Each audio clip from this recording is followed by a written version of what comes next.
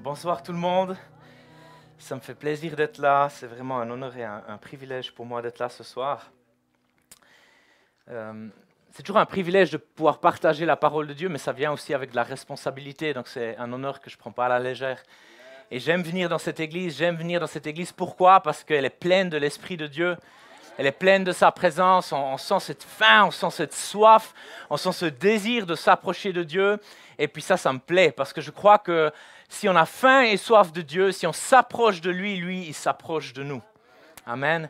Et je crois que cet esprit de vie, cet esprit de puissance, cet esprit qui a ressuscité Christ d'entre les morts, cet esprit de résurrection est là ce soir. Et je crois que Dieu veut transformer nos vies, veut nous changer, veut nous toucher pour qu'on soit toujours plus semblable à Jésus. Amen. Amen. Alléluia. Dieu, ces derniers temps, il a vraiment travaillé mon cœur sur un sujet qu'il a déposé. Et puis, c'est comme si Dieu est venu tamponner ce message sur mon cœur. Puis que j'avais l'impression que c'était un message important pour l'Église d'aujourd'hui.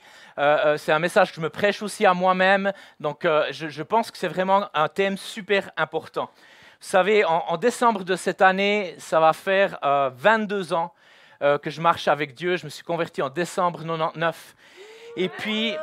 gloire à Dieu, Dieu est bon, Dieu est fidèle. Dans ces 22 années, j'ai vu la main de Dieu, j'ai vu la bonté de Dieu, j'ai vu la fidélité de Dieu et j'ai jamais regretté une seule seconde d'avoir choisi Christ. Je le referai à nouveau et chaque jour, en fait, il faut positionner nos cœurs pour choisir Christ tout à nouveau.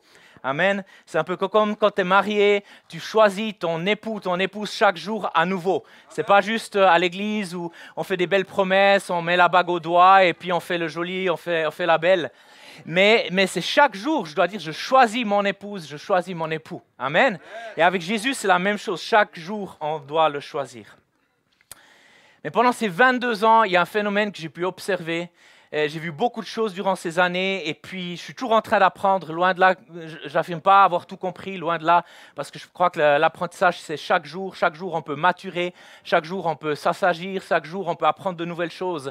Tant qu'on garde un cœur bien disposé, tant qu'on garde un cœur humble, prêt à se remettre en question, le potier peut nous rendre malléables et peut nous transformer. Amen.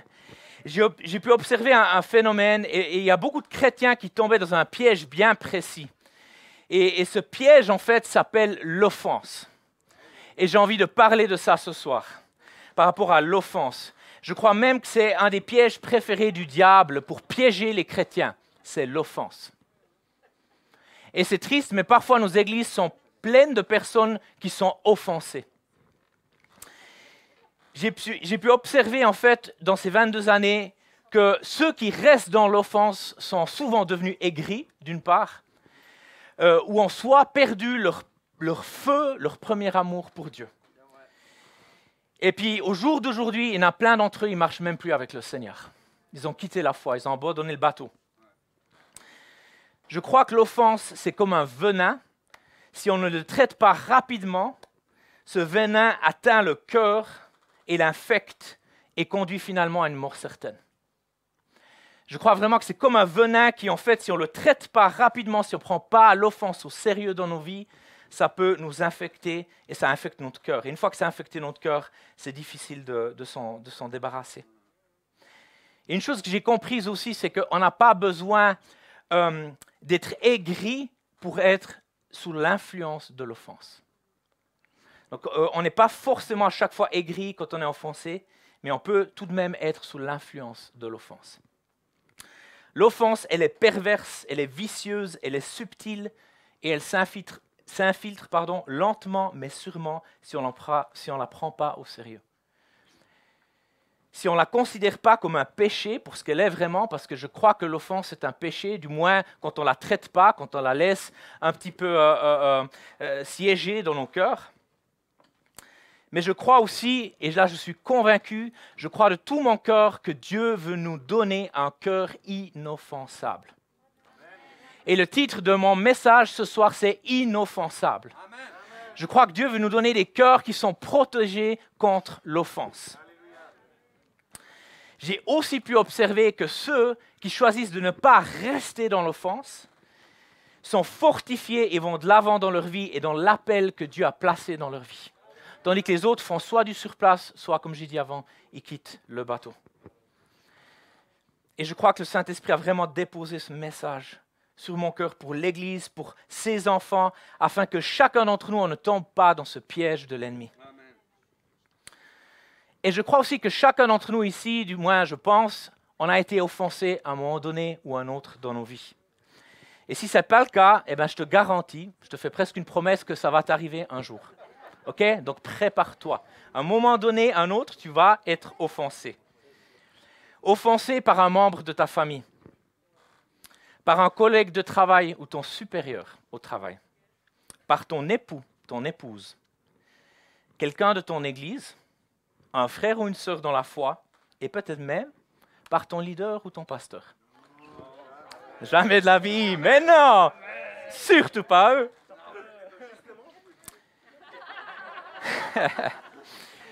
Peu importe qui t'a offensé, c'est ce que tu feras avec ton offense qui déterminera la suite de ta vie. Et j'aimerais même dire que parfois, l'offense, elle est justifiée. On est humain, Dieu nous a donné des sentiments, nous a donné des émotions, et on peut être offensé. Mais c'est vraiment ce que tu fais avec cette offense, comment tu la traites, qui va déterminer la suite de ton parcours. Et j'aimerais qu'on puisse se plonger dans la parole de Dieu ce soir, parce que je peux parler de toutes sortes de choses, mais ce qui compte, c'est ce que la parole de Dieu dit. La parole de Dieu a toute autorité. Et je pense que c'est important qu'on se base, qu'on construise nos vies, ce qu'on croit, nos convictions sur la parole de Dieu. C'est ça qui compte. Tout le reste passera. La seule chose qui demeure éternellement, c'est la parole de Dieu. Et on va se plonger dans Matthieu 6, versets 9 à 15. Donc on va un peu regarder la prière du Notre Père que je trouve très intéressante, parce qu'il y a des passages qu'on aime bien, et il y en a d'autres, on en parle un petit peu moins. Voici donc comment vous devez prier, dit Jésus. Notre Père céleste, que la sainteté de ton nom soit respectée, que ton règne vienne, que ta volonté soit faite sur la terre comme au ciel. Combien de fois on a prié cette prière machinalement dans nos églises, par cœur, sans penser vraiment à ce qu'elle disait. Donne-nous aujourd'hui notre pain quotidien. Écoutez bien, verset 12. Pardonne-nous nos offenses, ok? Mais la suite, intéressant, comme nous aussi nous pardonnons à ceux qui nous ont offensés. Donc là, il y a un partage. Il n'y a pas seulement Dieu qui vient pardonner nos offenses, mais il y a cet appel, cet encouragement à, ok, comme Dieu, tu nous pardonnes nos offenses, nos fautes, notre iniquité, nos péchés. Nous, on choisit de pardonner les offenses des autres, celles qui nous sont faites. Ne nous expose pas à la tentation, mais délivre-nous du mal, car c'est à toi qu'appartiennent dans tous les siècles le règne, la puissance et la gloire. Amen. Mais on ne va pas s'arrêter là, parce que souvent on prie cette prière et on ne lit pas les versets qui suivent. Et pourtant, il y a des clés très intéressantes. Verset 14, écoutez bien, et c'est vraiment violent. C'est vraiment violent, on va l'appeler tel que c'est violent, c'est radical, mais en même temps c'est puissant. Il y a vraiment un principe à comprendre. Verset 14, si vous pardonnez aux hommes leurs fautes ou leurs offenses, okay, parce que tout dépend de la version de la Bible, c'est traduit faute ou offense, okay, votre Père céleste vous pardonnera aussi. Mais écoutez bien, verset 15. Mais si vous ne pardonnez pas aux hommes, votre Père ne vous pardonnera pas non plus vos fautes, vos offenses. Mes amis, c'est radical. Jésus ne met pas de l'eau dans son vin. Okay, c'est un message clair. Il enseigne la prière, un des seuls endroits dans la parole de Dieu où on voit où Jésus enseigne sur la prière. Il dit, si vous ne pardonnez pas l'offense qu'on vous a faite, le Père ne peut pas vous pardonner. Et je vais vous dire une chose, ce verset ne s'adresse pas aux non-chrétiens. Il ne s'adressait pas aux païens, il s'adressait aux gens qui avaient la foi, aux chrétiens. Il s'adresse à toi et à moi. Amen. Et c'est vraiment quelque chose avec laquelle on ne peut pas plaisanter. On doit prendre la parole de Dieu au sérieux. Tu peux te repentir tout ce que tu veux, autant de fois que tu veux pour tes péchés. Si tu gardes une offense dans ton cœur ouverte, sans la régler, Dieu est incapable de te pardonner. C'est sa parole qui le dit. Et Dieu ne se contredit pas, Il ne se contredit pas. Dieu a établi des principes, il a établi des commandements, et il y a beaucoup de bénédictions, mais qui sont liées aussi à des principes. Et on se doit d'honorer ces principes. Donc si tu gardes une offense, Dieu est incapable de te pardonner. Pas parce qu'il ne le veut pas, mais parce que tu prends le choix de garder une offense, de garder du non-pardon dans ton cœur. C'est vraiment violent. Et j'aime bien prendre cette image, c'est comme un sac à dos que tu portes, et à chaque fois que tu pêches, il y a une pierre qui se rajoute, il y a ce sac à dos qui devient lourd, et tu marches avec ça, et tu viens devant Dieu, et tu dis « Ah Seigneur, pardonne-moi mon péché, pardonne-moi mes fautes ». Et Dieu ne peut pas. Et tu commences à être lié, tu commences à devenir lourd, il y a des choses qui ne vont pas dans ta vie, ça ouvre des portes à l'ennemi, que l'ennemi vient et s'infiltre et commence à te persécuter, tu commences à vivre des choses. Pourquoi?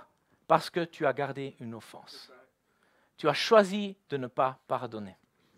Dieu ne peut pas te pardonner. Donc pour que Dieu te pardonne, puisse te pardonner à nouveau, tu dois absolument régler en fait ce problème de l'offense. Vous amis, le pardon, c'est la base de notre foi. Le fait qu'on est pardonné en Jésus-Christ au travers de la croix, du sang de Jésus, l'œuvre de la croix, c'est la base de notre foi. Mais ça ne s'arrête pas là. On est appelé à libérer ce pardon. On est appelé à garder un cœur inoffensable de peu importe ce qu'on nous fait, peu importe l'horreur qu'on nous a dite, peu importe le tort qu'on nous a fait. Tu t'es peut-être fait trahir, tu t'es fait trahir, tu as souffert, on t'a dit des choses méchantes, perverses. Peu importe, peu importe. Tu dois pardonner. C'est important de ne pas laisser l'offense prendre racine. C'est vraiment un phénomène que j'ai vu, que j'ai observé. Les gens qui ne traitent pas rapidement l'offense, ça prend racine. Ça s'enracine et ça prend de l'ampleur. Et en fait, avec le péché, c'est toujours la même chose. C'est très subtil et c'est très pervers. Ça veut dire que ça ne vient pas boum d'un coup. C'est toujours une petite porte qui s'ouvre et après ça ouvre une autre porte, qui ouvre une autre porte. Et l'ennemi peut toujours prendre plus de place. Et en fait, on ne s'en rend pas compte. Tout d'un coup, on devient aigri. Il y a des choses dans nos vies. Il y a de la colère, il y a de la rage, il y a plein de choses. Et je vous dis une seule chose, c'est que le temps ne réglera pas les choses. C'est un mensonge de croire que le temps réglera les choses. Le temps n'enlèvera pas la douleur, le temps n'enlèvera pas la déception, la trahison. L'offense se transforme en non-pardon et infectera ton cœur et ta vie entière. Et je le sais de première main. J'aimerais vous raconter un témoignage.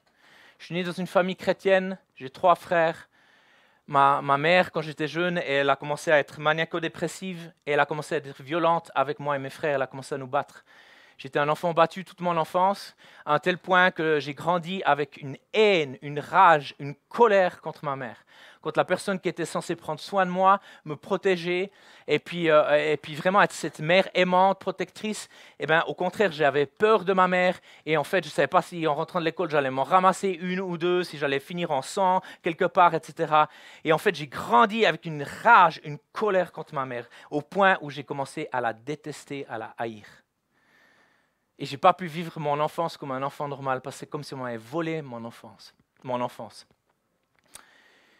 Et je sais que ce n'était pas ce qu'elle désirait, mais ma mère était complètement dépassée, le mariage avec mon père, ça n'allait pas, c'était la catastrophe. Et j'ai vraiment vu ma vie familiale être complètement détruite par l'œuvre du diable.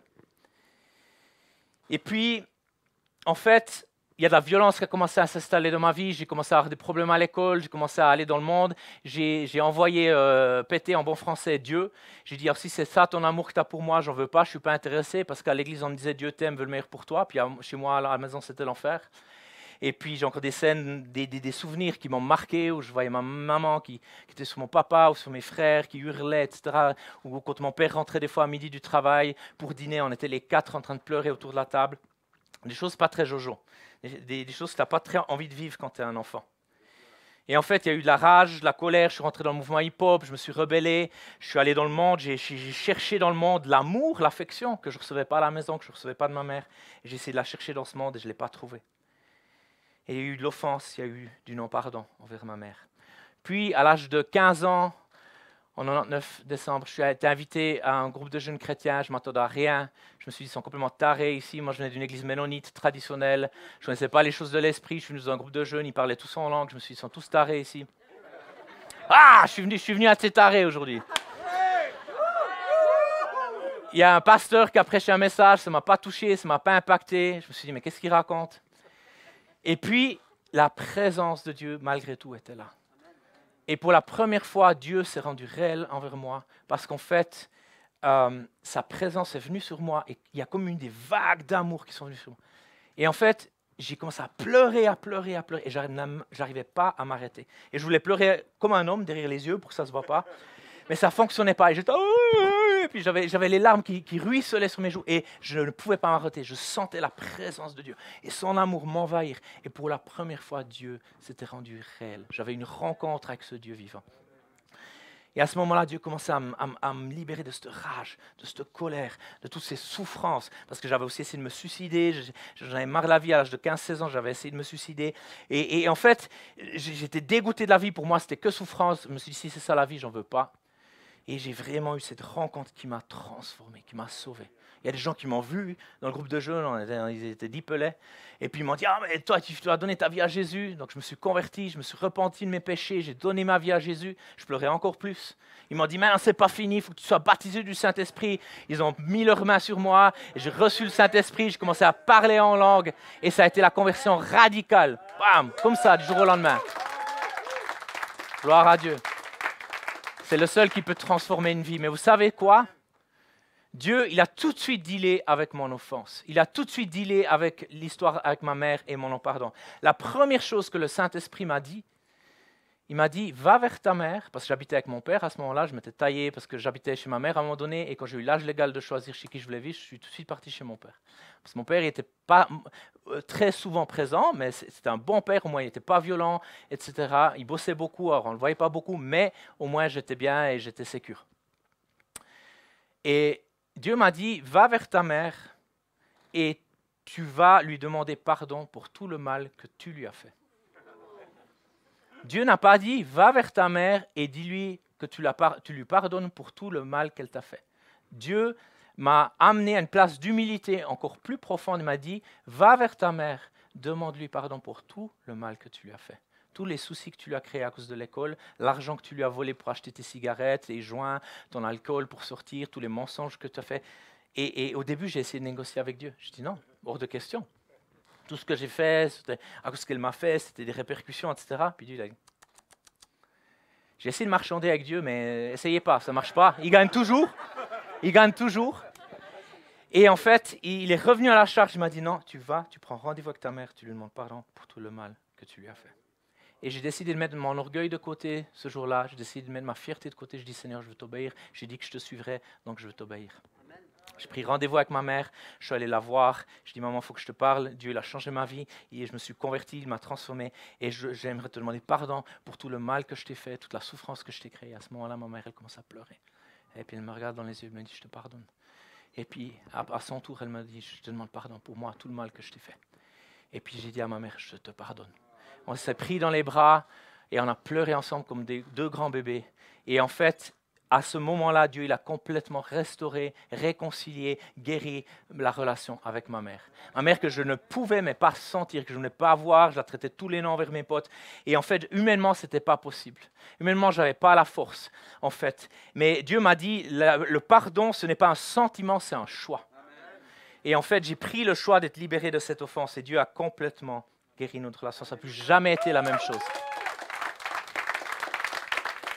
Donc aujourd'hui, je me tiens devant vous ce soir avec de l'humilité, mais aussi je parle de quelque chose que je connais, je parle par expérience.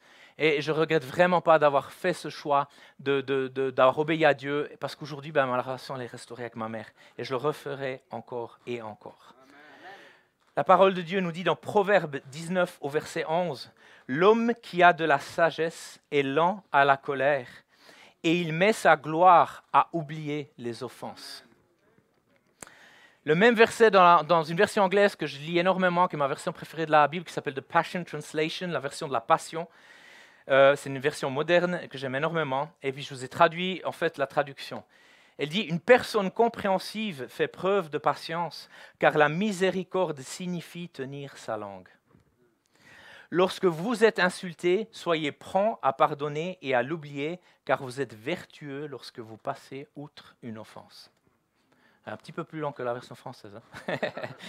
Mais bon, la référence, c'est le Proverbe 19, verset 11. Donc, je crois qu'on est appelé en tant que chrétien à ne pas se laisser influencer par l'offense.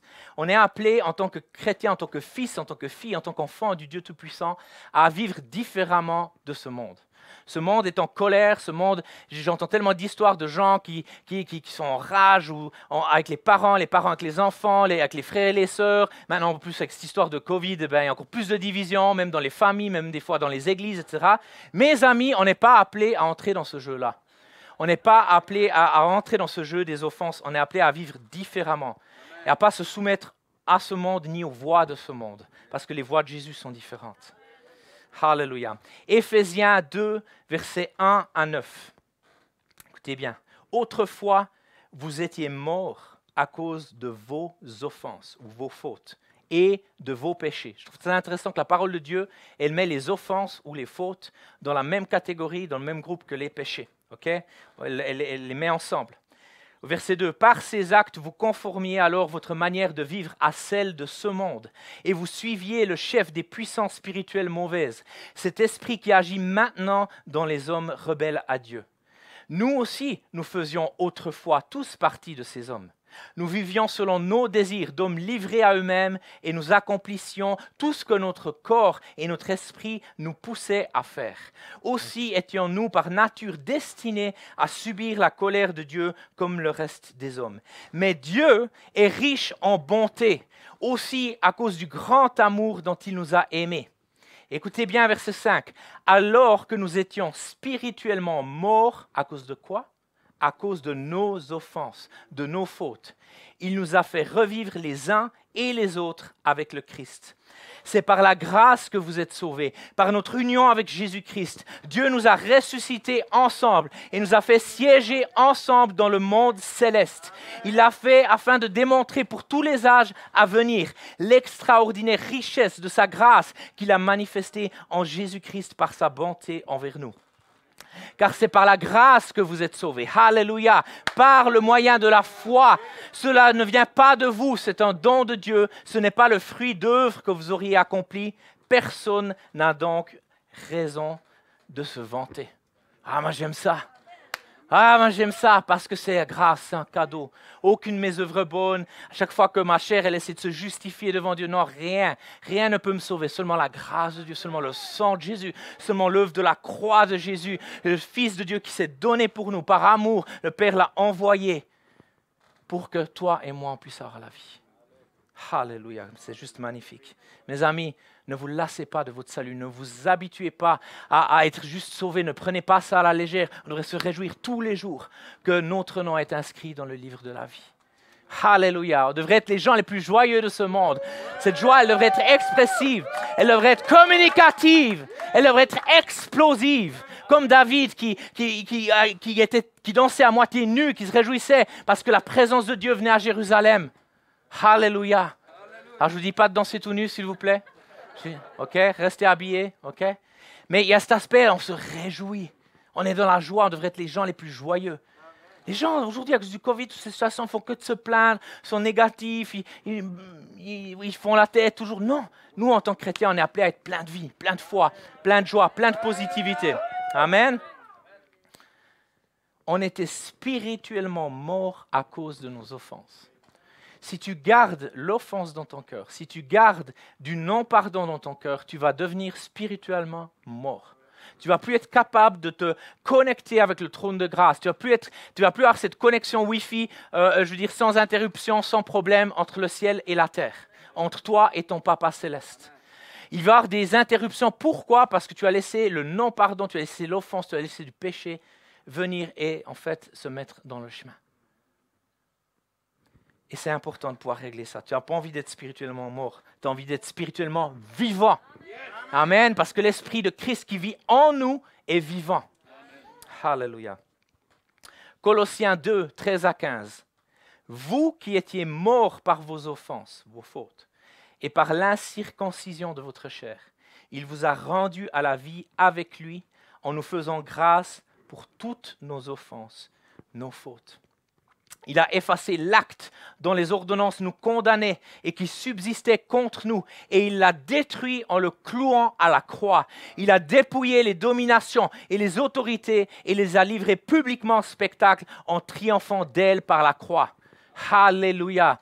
Il a triomphé à la croix, il a pardonné tes offenses, il a pardonné tes péchés, il a pardonné les choses les plus laides de ta vie, les choses moches que tu ne pourrais même pas révéler, que parfois on cache, qu'on garde. Mais Dieu, dans son amour, ne nous voit pas comme les hommes qui regardent à ce qui frappe les yeux, mais nous regarde notre cœur. Et il désire que ton cœur soit libre de toute offense, libre de tout non-pardon. Vous avez peut-être certains pensent, ouais, mais c'est basique ce que tu dis, David, mais il y a tellement de chrétiens qui se battent dans nos églises avec l'offense. Tu ne peux pas te permettre d'être l'un d'eux. Tu ne peux juste pas te permettre. La croix te pardonne tes offenses afin que toi, à ton tour, tu puisses pardonner tous ceux qui t'ont offensé. Romains 4, 25, lequel, donc Jésus, a été livré pour nos offenses, nos fautes, et est ressuscité pour notre justification. Alléluia.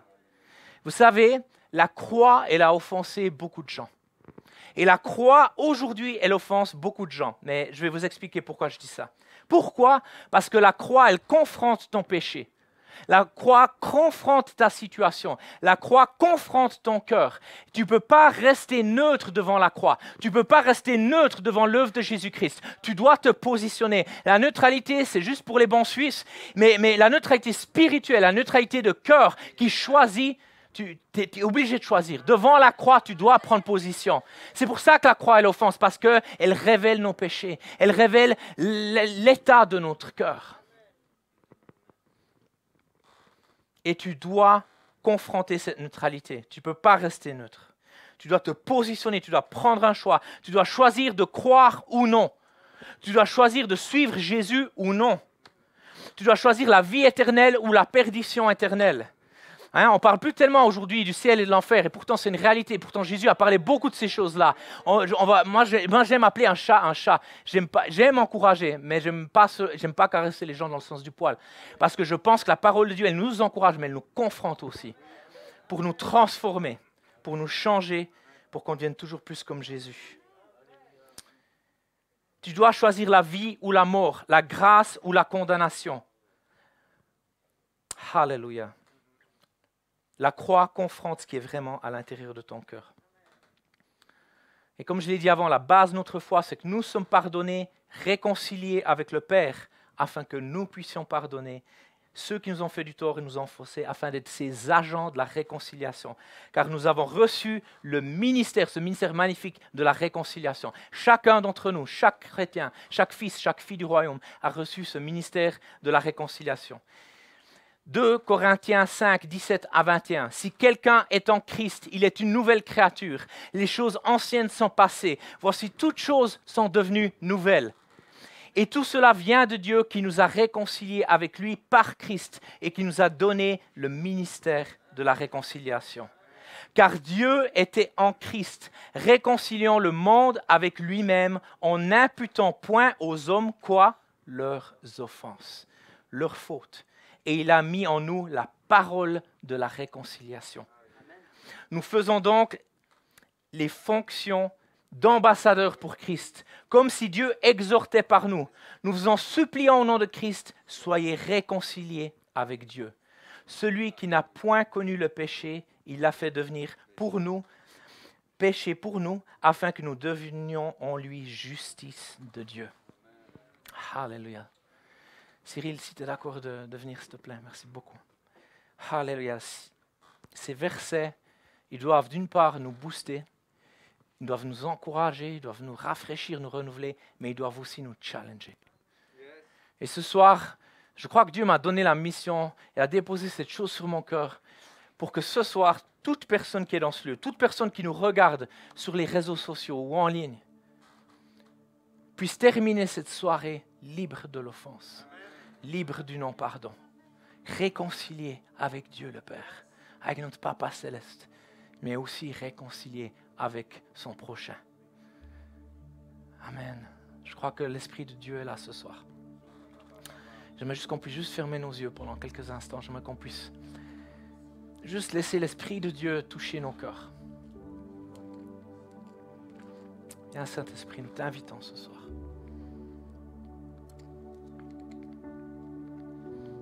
Nous t'invitons, Esprit de Dieu Tout-Puissant. Viens parmi nous, Papa, on te remercie pour ta présence. On te remercie parce que tu es ici ce soir. Qu'on te sente ou qu'on ne te sente pas, tu es là. Ta présence est là. Ton esprit est là. Et ce soir, Père, on veut prendre la décision de devenir inoffensable. On veut prendre la décision d'avoir un cœur inoffensable. Père, protège-nous, garde-nous de l'offense. Mais je crois que ce soir, Dieu veut confronter certaines situations, certains cœurs, certaines personnes ce soir, avec beaucoup d'amour, avec beaucoup de grâce, mais aussi avec la vérité de sa parole. Et je crois que ce soir, il y a des gens qui sont là, dans cette salle, ou des gens qui nous regardent en ligne.